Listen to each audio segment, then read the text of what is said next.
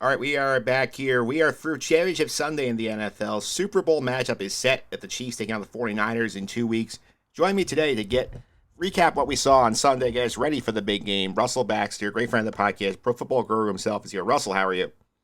I'm good, Mike. How are you? Doing good here. And obviously, we got two very interesting games on Sunday. What was your general takeaways from what we saw on Championship Sunday? Well, I think it went under the radar when it came to the Ravens and the Chiefs, that these were the two teams that gave up the fewest and the second fewest points in the league this season.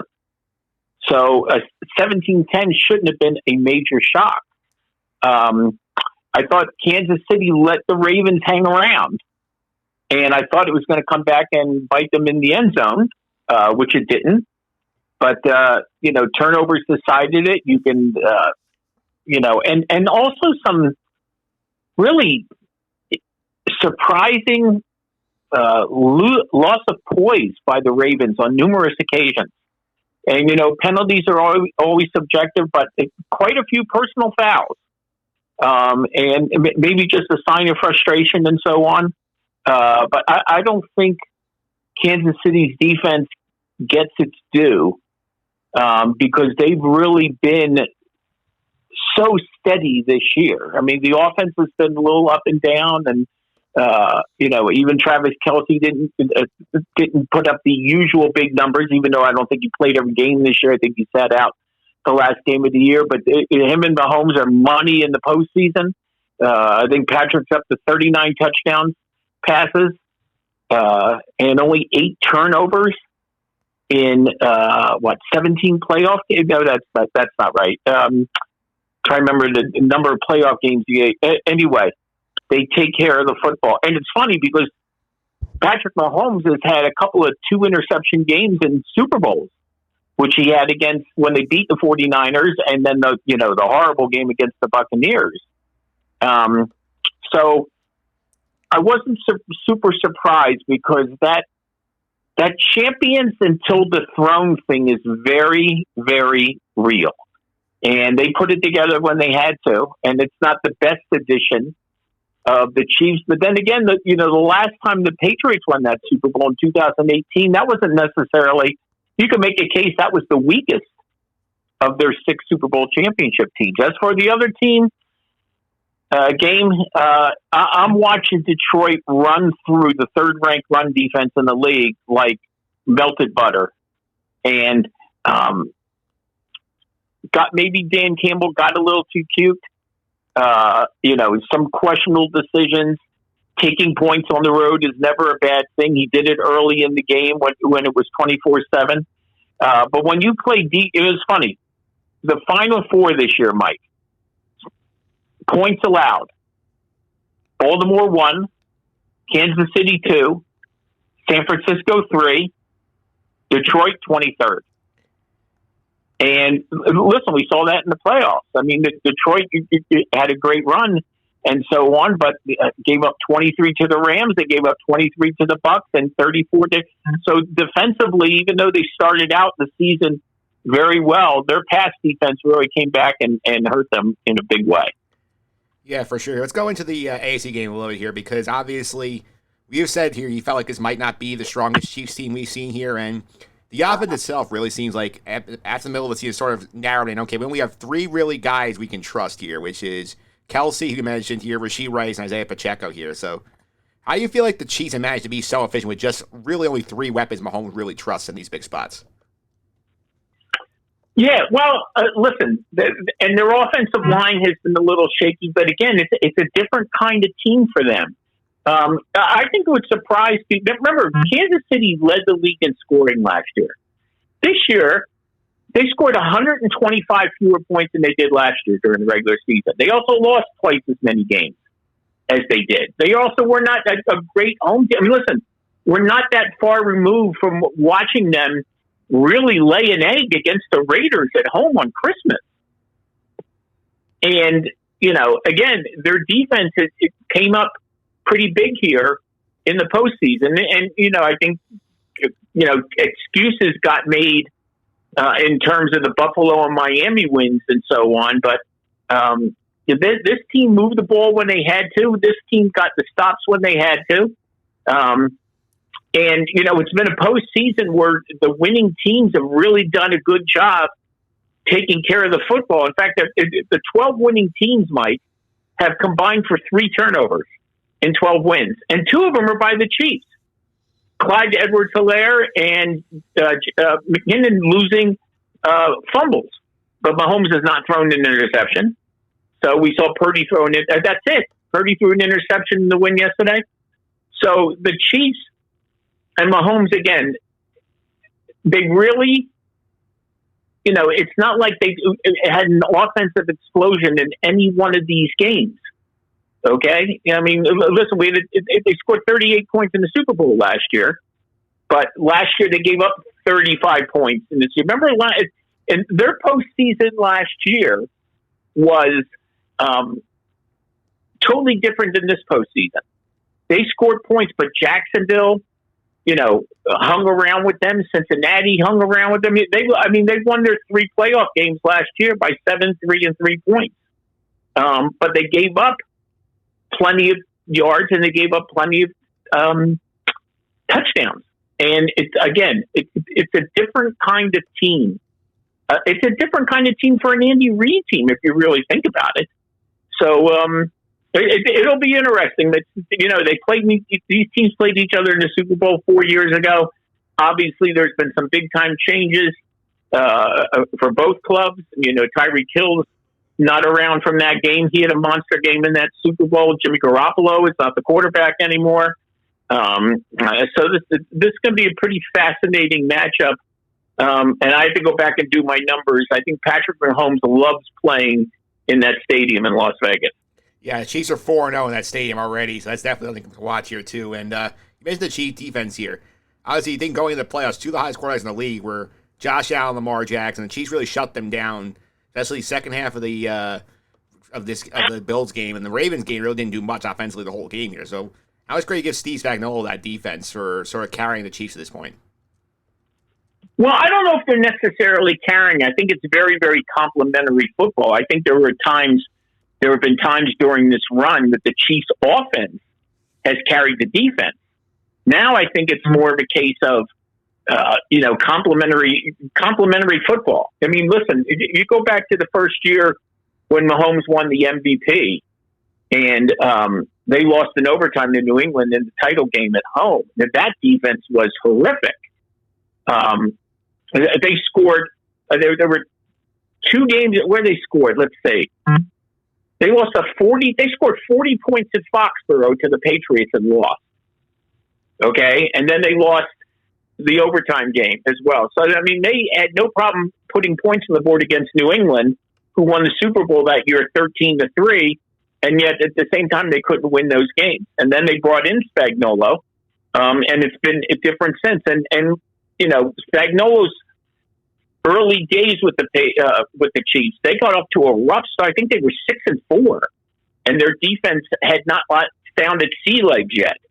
And then they went on a big run at the end of 2019. That kind of carried over, but it's had its ups and downs and its lulls. And now, after last year's draft and so on, and this year, it's a younger defense. It's a faster defense. They're very, very good at cornerback. They're just not super reliant on the pass rush. They have guys who can actually cover. Again, the Ravens led the league in sacks. Guess who was second?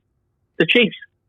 So I think when you have a high-profile quarterback and a high-profile coach, and to a degree a high-profile tight end that they have, that trifecta, the defense kind of gets lost. And Steve Spagnuolo is fascinating. We have seen him involved in other teams winning Super Bowls. And what's bizarre about that, Mike, is I will always remember him being the interim head coach for the Saints. Remember when Sean Payton was suspended? Yep. Okay. Steve Spagnuolo, whose defense has been magnificent, and the last time I checked, which it hasn't been a while ago, I think those Saints team owned the record, the NFL record for the most yards allowed in a single season in NFL history under Steve Spagnuolo. So talk about highs and lows. Yeah, that's for sure here. Speaking of a low here, the Baltimore Ravens, who look at the most complete team in the league all season, really lay an egg in this game here. Like, I think it was the biggest flaw in the Baltimore game plan yesterday, because for me, I feel like rushing just 6 times with your running backs in a game after the Chiefs gave 182 yards on the ground in the Buffalo, I think that was a big mistake. Well, yeah, I mean, listen, their running game, the Kansas City's running game this year, isn't, if you look at the rankings, it's in the middle of the pack, okay? But on the other hand, and their run defense was kind of middle of the pack. I was kind of surprised Baltimore didn't test them a little more running the ball, even though Baltimore's run defense was kind of middle of the pack. And, that's what you see now in this league. There's such a preoccupation, and I know there's more passing, Mike, but there's such a preoccupation now with getting after the quarterback, rushing the passer, and we see these big, huge, Baltimore had 60 sacks. Last year, the Eagles had 70 sacks. But last year's Eagles team that had 70 sacks was tied for 16th in the league against the run. What did the Chiefs do in the second half of that Super Bowl? They ran the ball. Kind of hard to sack the quarterback when the running back has the ball. So these defenses that we see, these are, for lack of a better word, Mike, these are incomplete defenses. Because if you can't stop the run, eventually you can't stop anything. Yeah, that's true here. Let's get to the other game here. Detroit, San Francisco here. Obviously, Detroit blows a big lead. A big discussion point now is Dan Campbell's 4th down decision-making. Obviously, the whole momentum of the game flips after they fail to convert the 4th and 2 and leave 3 points on the field. The game basically snowballs at that point here. He goes for it 4th down 2 separate times, doesn't get it. He has the bizarre running play on the 3rd down and goal when they were trying to start timeouts here. But the 4th down decision-making here, we've seen a lot of discussion on the internet about, this is Dan Campbell's way. The analytics say that he made the right decision to go for it here. What do you think about what Dan Campbell did yesterday with some of these calls? I think he was in control of the game. And I thought, I think many people, including myself, were waiting to see if he was going to go for it, late in the first half, and they wound up kicking the field goal, and they're up 17. They're up 3 scores. But he kind of abandoned that later. I think he overthought it. It kind of reminded me of the Dallas game a little, with going for the win anyway. And I get aggressiveness. But maybe some of that is also not having faith in his defense. And understandably so. So, you go back and look, and eventually San Francisco was able to get back in that game because they were able to run the football.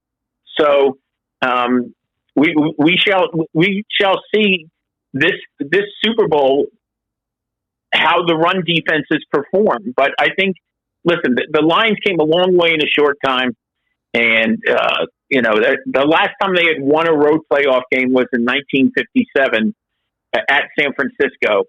And irony of ironies, now it's 12 losses in a row on the road in the postseason.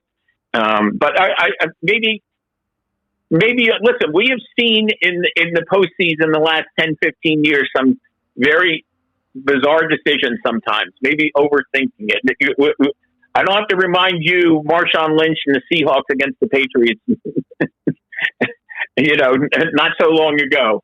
Or maybe too long ago if you're Pete Carroll. But again, maybe there was a bit of trepidation on Dan Campbell's part, knowing that his defensive unit hasn't been up, especially the pass defense. And maybe he was just trying to keep that ball as much as possible. And sometimes I think you gotta be careful with. You're almost toying with the emotions of the other team, if that makes sense. Okay, well, and you got to play the field position game as well. Yeah, that's true here. And let's go to the 49ers side here. Obviously, the offense led the comeback here in this game here. Brock Purdy's been very successful in that system. We have Deebo Samuel, Christian McCaffrey, who are 2 game-breaking players here. Who do you feel like is the most important element to that 49er offense right now? Well, listen, their offensive, they're so balanced. Christian McCaffrey, broke off that long run. And even when had him somewhat shackled up early in the game and so on. Eventually, his patience. I mean, he's such a versatile weapon. Obviously, Samuel is I don't want to say he's a running back playing wide receiver, but I mean, he's a Swiss Army knife. There's so many things that he can do. And they didn't even get like a big night from George Kittle either. I don't think he caught a pass maybe until like the second half. So, but I also want to give Brock Purdy his due as well, because, a lot of criticism, the way he played against Green Bay, but when push came to shove, he drove them down the field and got the job done. And now here they are down by 17, and he helps them get the job done. So I think Kyle Shanahan knows what he has with Brock Purdy. He is a relatively inexperienced quarterback is what he has. But, hey, we've seen some quarterbacks win Super Bowls in their second year in the league. We saw that with Russell Wilson. We saw that with Ben Roethlisberger. We saw that with Tom Brady. So this is going to be a very interesting matchup again. And it should be a high-scoring game. That fast track at Las Vegas, where, like I said, the Chiefs, I'll be doing the numbers later in the week. I know Patrick Mahomes, and I know the Raiders are not the 49ers. But I can't explain why certain teams do well in certain buildings. Ask the Green Bay Packers how they feel about playing at AT&T Stadium. They're 6-0 there, including a Super Bowl win over the Steelers. Yeah, that's true here. And speaking of the Super Bowl, we have this coming up here. What are some early storylines that have your attention in this game? Well, anything but, hopefully it'll be a football story. Listen, 4 Super Bowl appearances in 5 years. Now we're talking in a different way. The Bills obviously went to 4 Super Bowls in 4 years, although with no success. I think one of the storylines that I'm going to be looking at is, Kyle Shanahan. This was, 4 NFC title game appearances in 5 years. He still, I think, in some people's mind, has that stigma of being behind or being part of 2 very big Super Bowl losses. Offensive coordinator of the Falcons, with the Patriots comeback, and of course, when these teams played last time in the Super Bowl in South Florida, they're up 20-10 and give up the final 21 points of the game. So closing the, I think that's definitely a storyline. I think that's going to be a question he gets asked an awful lot. And I'm guessing that some people will contemplate, if the Chiefs win, what is the future of Andy Reid? And I'm not saying, and that would be his decision, obviously. But, you always say it's going to get asked. Let's put it that way. Super Bowl media day, everything gets asked. What does the future hold for Andy Reid? Obviously, he's got the second most wins in postseason history, top 5 in terms of total wins. He's resurrected himself here. The Chiefs have been in the playoffs 9 years in a row, which is tied for the second longest streak ever. 3 Super Bowl titles as a head coach, which is pretty rare company as well. So I'm not making any predictions on that regard. I think Andy Reid's obviously good for football, but these are some of the things that everybody's got 2 weeks to talk about and think about. Yeah, for sure here. And obviously, this is the closest we've had to a rematch in a Super Bowl in a while here, because obviously we had these teams play 4 years ago. Most of the key guys are still in the same positions. Obviously, change the quarterback of the 49ers, Tyreek Hill not here as you mentioned here. And you could take from that previous Super Bowl game that you want to think we can watch for this year. I don't know if there's anything we can take from there, but of course, these teams played, correct me if I'm wrong, they played a year ago in San Francisco. Yeah. And the Chiefs walloped them last year in San Francisco. So I think you can maybe take a little something from that. So obviously this is going to be the third meeting between these coaches in 5 years. So I think you can certainly take something from the coaching aspect of it. Personnel has certainly changed, but game plan wise, it'll be interesting to see how this goes down and so on. But again, These, the Chiefs remind me of, and it's going to be a weird comparison, but I think you'll understand. The Denver Broncos scored the most points in one season in NFL history in 2013 and lost the Super Bowl by 35 points. 2 years later, they reinvented themselves as a defensive team, and Peyton Manning was literally on his last legs, and they won the Super Bowl. And so now do we see a defensive version of the Chiefs win the Super Bowl opposed to the offensive versions of the Chiefs that we have seen? So I find that the evolving and the changing of this team. And the Patriots were famous for that.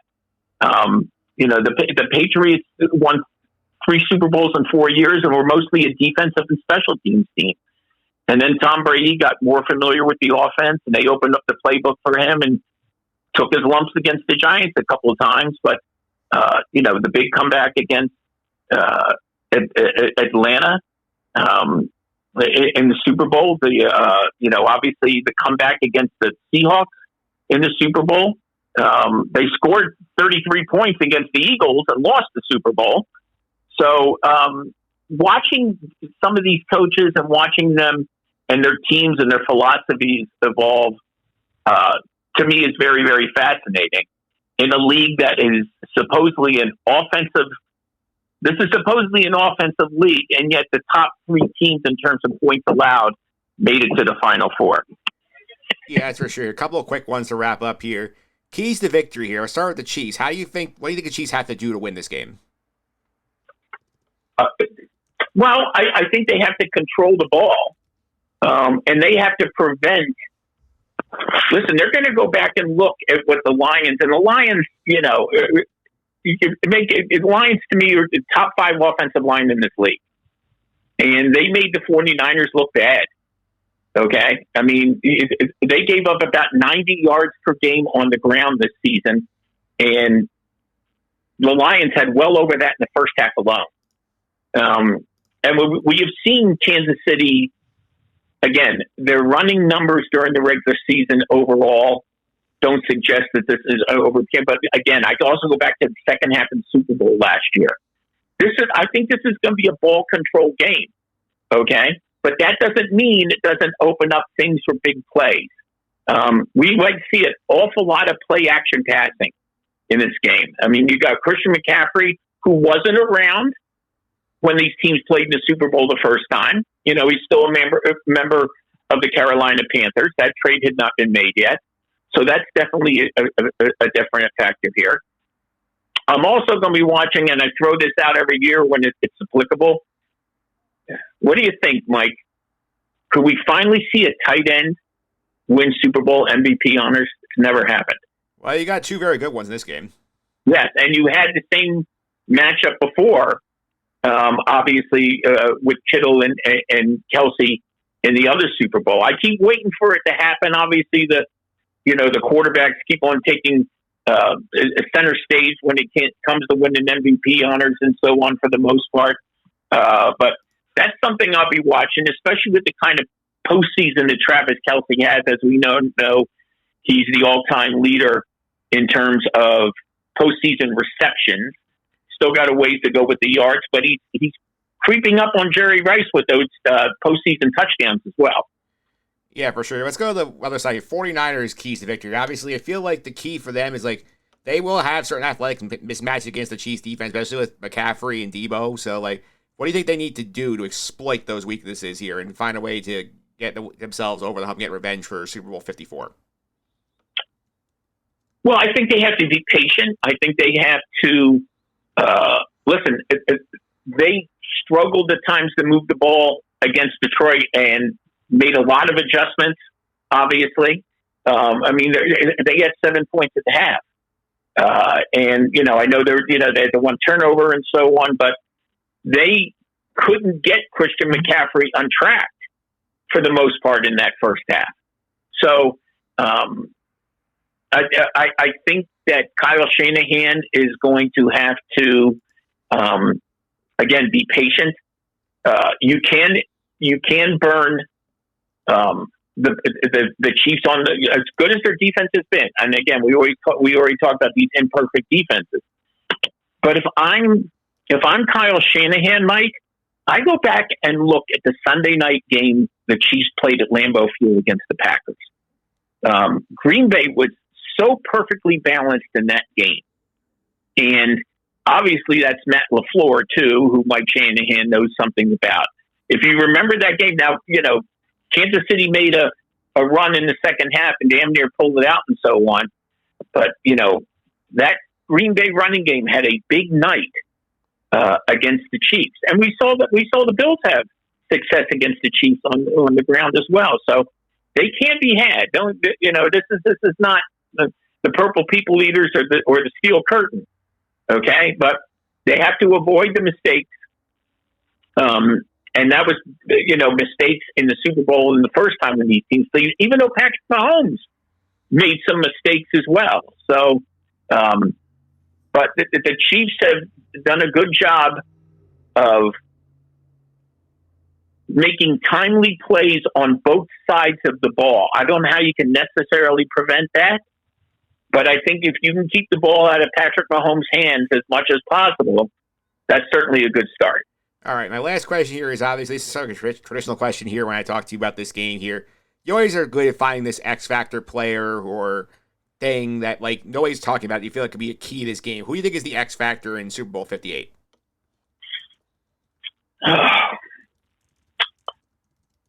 Oh, the X factor. Well, Chris Jones. I mean, it's hard. You're talking about all pro. You've got quite a few all pro players in this game, and so I don't know if you consider a star player can be an X factor, but with so much attention on Travis Kelce, and understandably so.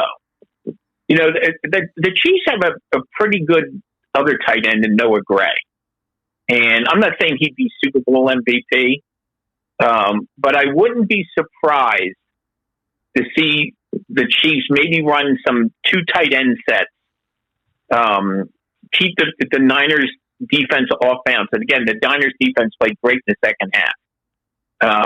But I'm going to just throw out, we'll call it Gray's Anatomy. How's that? Noah Gray's Anatomy.